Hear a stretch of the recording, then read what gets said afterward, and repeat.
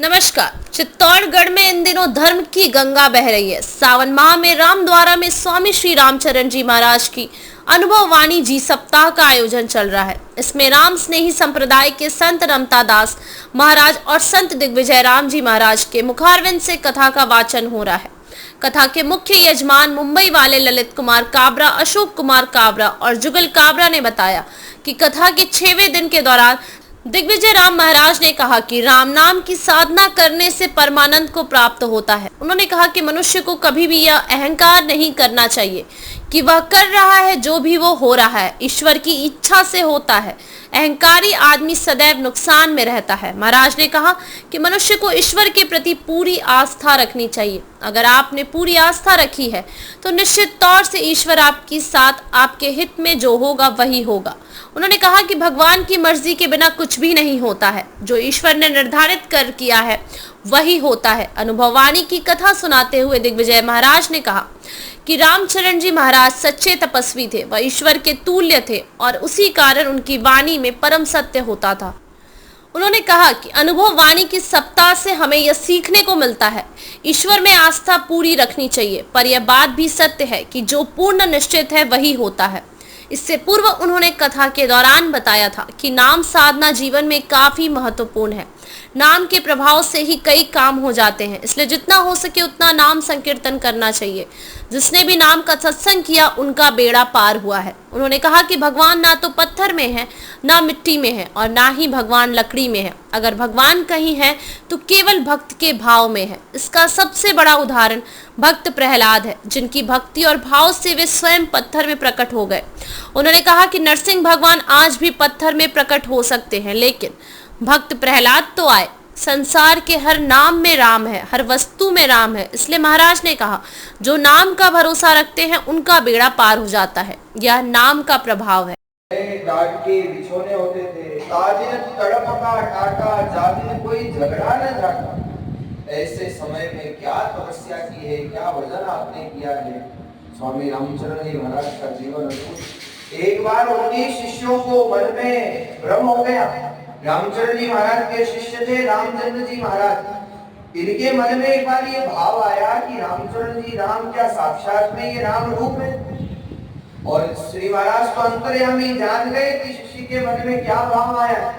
स्वामी रामचरण जी महाराज स्नान करके आए और ये उस समय आड़बंद पहना रहे थे रामचंद्र जी महाराज, उनके शिष्य।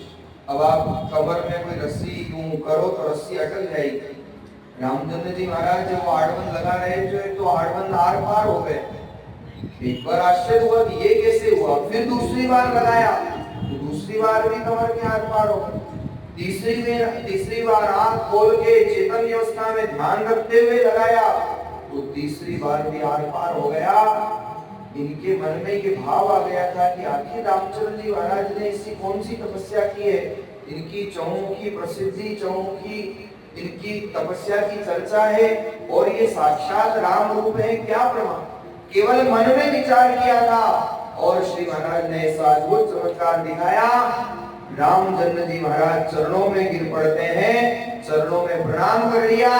श्री महाराज का शरीर तेज कुंज का था, वो रस्सी कमर में नहीं अटकी। तो वहां पर आपने वर्णन किया है रामचरण महाराज एक दिन किया स्नान। राम जन्म जी शिष्य आड़बंद कटी पहराना, खेचत तन में बेस आड़बंद भयाज पारा। दूजे फिर बहराय नहीं अटप्याज लगाना, देखा जन निश्चय करी ब्रह्म विदेही। संत राम चरण को ध्यान धर, निश्चय पावे मुक्ति गंत। अब इन्होंने निश्चय कर लिया वास्तव में रामचरण जी राम, ये वास्तव में राम रूप है। ऐसा अद्भुत तेज कुंज का शरीर। और श्री महाराज को क्या महाराज, श्री महाराज के शिष्य भी ऐसे अद्भुत हुए। आपको इसी मेवाड़ का मैं उदाहरण देता हूं। उदयपुर ज्यादा दूर नहीं है आपसे। उदयपुर की सत्य घटना, रामचरण जी महाराज के शिष्य हुए राम सेवक जी महाराज, ध्यानदास जी महाराज। रोज उनका नियम था, रामचरण जी महाराज के रोज दर्शन करते, उसके बाद दूध ग्रहण करते, रोज का नियम था। एक बार महाराज ध्यानदास जी महाराज का शरीर अस्वस्थ हो गए, उल्टी दस्त इत्यादि हो गए, तो दर्शन नहीं कर सके, आ नहीं पाए। और उसकी पीड़ा इतनी हुई, मन में पश्चाताप इतना हुआ कि मैं गुरु जी के दर्शन नहीं कर पाया, मैं सदगुरु के दर्शन नहीं कर पाया। जब कुछ दिनों बाद दर्शन करने गए तो रो पड़े श्री महाराज के सामने, आंखों में अश्रुधारा प्रवाहित हो गई कि इस शरीर के कष्ट के कारण, इस काया के कष्ट के कारण मैं आपके दर्शन नहीं कर पाया। और श्री महाराज ने वचन श्री महाराज के मुख से निकले, जाओ ध्यान, अब जो कष्ट तुमको हुआ था वो कष्ट कभी होगा ही नहीं, तुम आहार तो करोगे पर निहार नहीं करोगे। और आपको आश्चर्य होगा, ध्यानदास जी महाराज ने उस समय के बाद भोजन तो किया, आहार तो किया, लेकिन निवृत्त नहीं हुए, कभी निवृत्ति के लिए गए।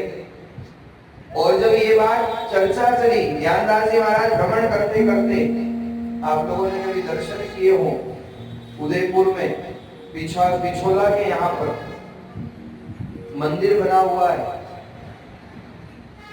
जगदीश मंदिर, घाटी में चढ़ते हैं,